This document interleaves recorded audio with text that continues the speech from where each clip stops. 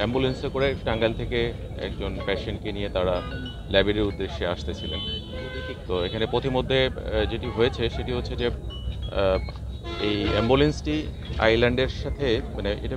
Island বলতে যেটা হচ্ছে আপনার ডিভাইডার আর কি, ডিভাইডারের সঙ্গে ধাক্কা লেগে যখন এটি নিয়ন্ত্রণ হারিয়ে ফেলে তখন পিছনে থাকা ঝুমুর পরিবহনের যে বাসটি সেটি তাকে সজোরে আঘাত করে এবং একই সাথে পিছনে আরেকটি শ্যামলী পরিবহনের বাস থেকে সেটিও তার সাথে স্ট্যাক হয়ে যায়। তো যেহেতু গাড়ি তিনটেই ওখানে দাঁড়িয়ে যায় এবং সামনের অ্যাম্বুলেন্সে আপনার যেহেতু গাড়িতে দুমড়ে মুচড়ে গিয়েছিল সাথে সাথেই সজোরে ধাক্কা হওয়ার কারণে এবং এর মধ্যে দুটো সিলিন্ডার ছিল অ্যাম্বুলেন্সের ভিতরে। তো সিলিন্ডারের ইয়েগুলো আমরা দেখেছি, সিলিন্ডারের যে আপনার যে এটা পুরোটাই লিকেজ হয়ে গেছে, এটা আমরা প্রথমে ধারণা করেছিলাম যে এটা হয়তো এটা বিস্ফোরণ হয়েছে, বাট এটা বিস্ফোরণ এটা হয়নি। বাট এটি দুটো সিলিন্ডারই আপনার আপনার যে লাইনটা দুটো লাইনই মানে পুরোটাই ওপেন হয়ে গিয়েছিল ধাক্কার কারণে আর কি, যে কারণে এখান থেকে যে গ্যাসটা বের হয়েছে এবং ধাক্কার কারণে যে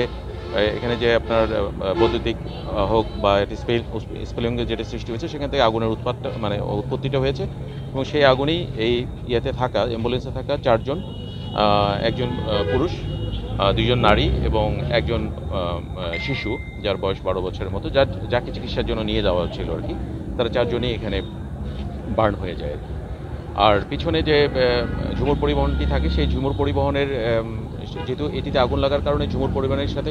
ঝুমুর পরিবহনে আগুন লেগে যায়, তো যাত্রীরা খুব দ্রুত সেখান থেকে নেমে যায়। কয়েকজন যাত্রী আপনার 7 জনের মতো যাত্রী যারা এই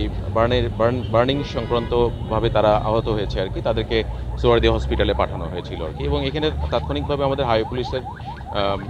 পুলিশের যারা আমাদের সাভার হাইওয়ে থানার যারা টহল টিম ছিল তারা তাৎক্ষণিক এটা রেসপন্স করেছে এবং একই সাথে আপনার ফায়ার সার্ভিস রেসপন্স করেছে, ফায়ার সার্ভিস ছিল, আমি ফায়ার সার্ভিসের সাথে আমাদের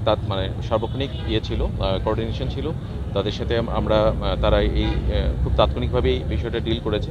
যে কারণে হয়তো হতাহতের সংখ্যা শুধুমাত্র পর্যন্তই ছিল আমাদের